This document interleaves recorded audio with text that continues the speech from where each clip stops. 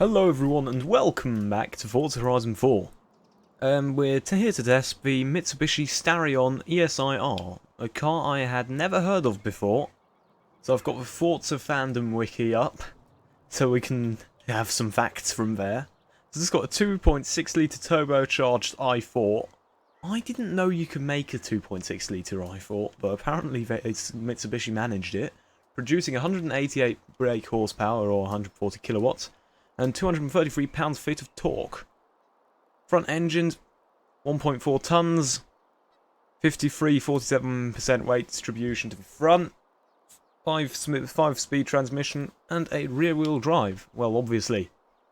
Yeah, and apparently Starion is a contraction of the phrase Star of Orion.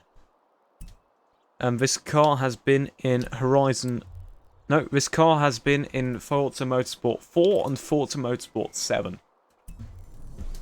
I forgot to put on winter tyres. Great. This isn't going to be fun, is it? A rear-wheel drive sports car in winter.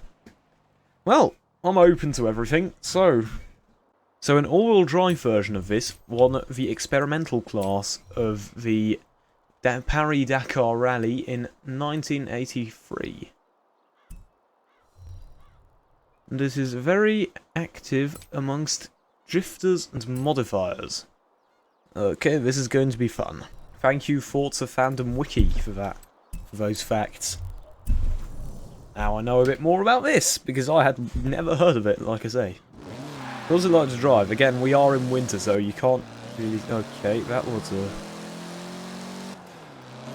Oh, it does turbo noises. You might not be able to hear them very well, but it does do turbo noises. Okay, the handling's not half bad, and for that it's a rear-wheel drive car, it's going quite well. I haven't actually gone anywhere though. Whoa! That was just me being an idiot. So I think we should do the same tests as we did with the Celica ST185 earlier, which is the 0 to 60 and the top speed test. So we're going to do a 0 to 60 again, same place, same conditions. Was the festival drag strip. I'm going to do the same procedure as last time. Just for reference, the all-wheel drive ST185 Toyota Celica did it in 7.03 seconds. That was the other exclusive, well, the other new car we got to the game this week. Well, today. So what will this car do it in? So, 3, 2, 1, go. Okay.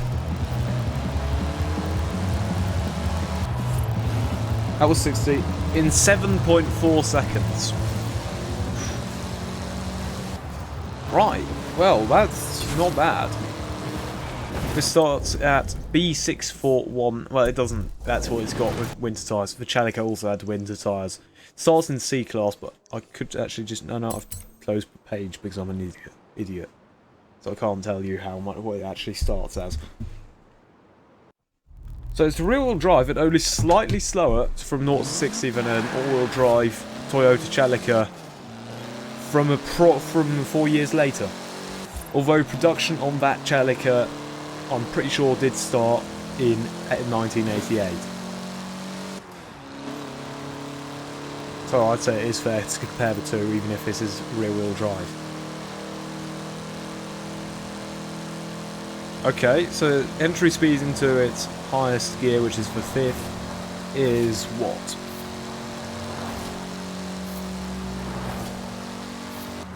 $118 entry speed. Okay. That's not bad.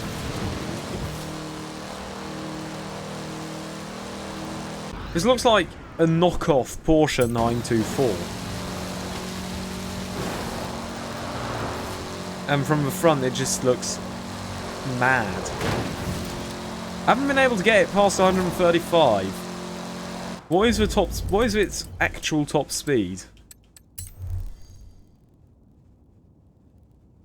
142, and apparently the 0 to 60 time is 7.5. Well, I suppose I might be slightly wrong with my clicking the timer, so we'll just go with that. We're not going to do any engine... Well, we're not going to do any engine swaps, but just to check, what is it? There's a 2-litre i4 turbo, a V8, the Turbo Rally i4, and another V8.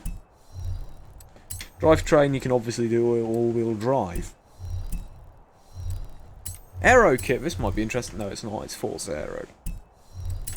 Okay, is it going to be a ducktail? I think it's going to be a big wing. Yeah, it's a big wing.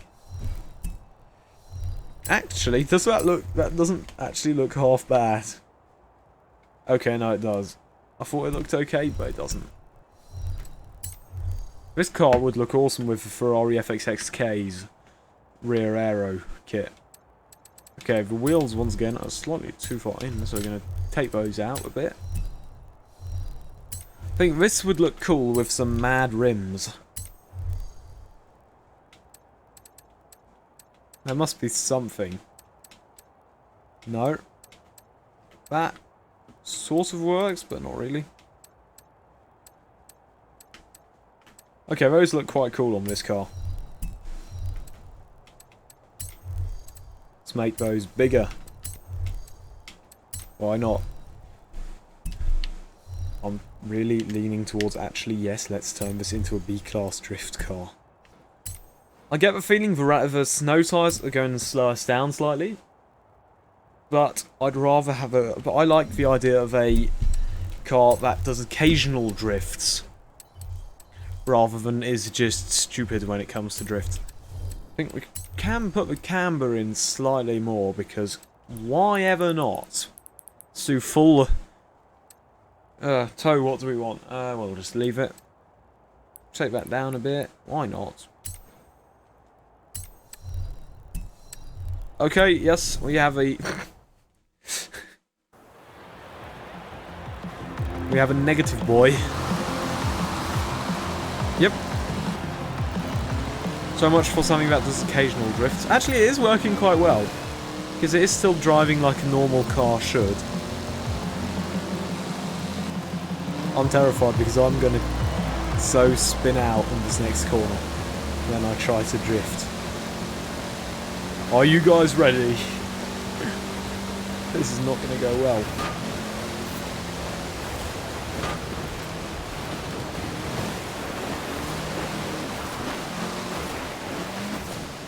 That was alright, I suppose, for a B-class car.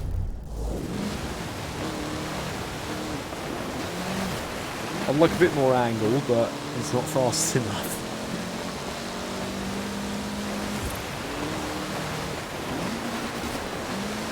Well, you can just do the full E-brake, but that's slightly too easy in this game, if I'm honest. It's not doing half badly. I quite like this. This is quite cool to just slide around in the snow. You know what? We should go to Fortune Island and see what it can do around there. Yeah, this is definitely a car you need to handbrake if you want to drift. You can't just... Well, or you can do the left, right, because then also the release the rear end. Okay, this is still quite nice to drive, even with some drift suspension. Ooh. Okay, that's quite cool. I like this.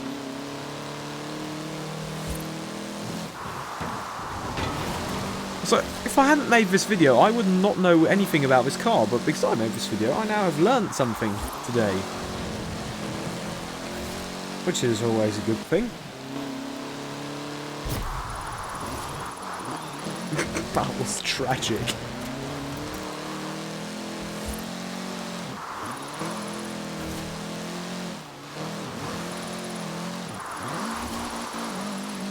Come on. You have arrived that at your was very tragic. Right, let's just head off to Fortune Island. Right, so Fortune Island once again has decided to be stupid and not load. So just gonna have to see what sort of designs we've got. Okay, we've got the usual... Is this the thing Jeremy Clarkson took to that challenge I've forgotten what it was about. Was this the original... the original Thanos car? I do know what this car was in. I thought I knew it, I recognised it.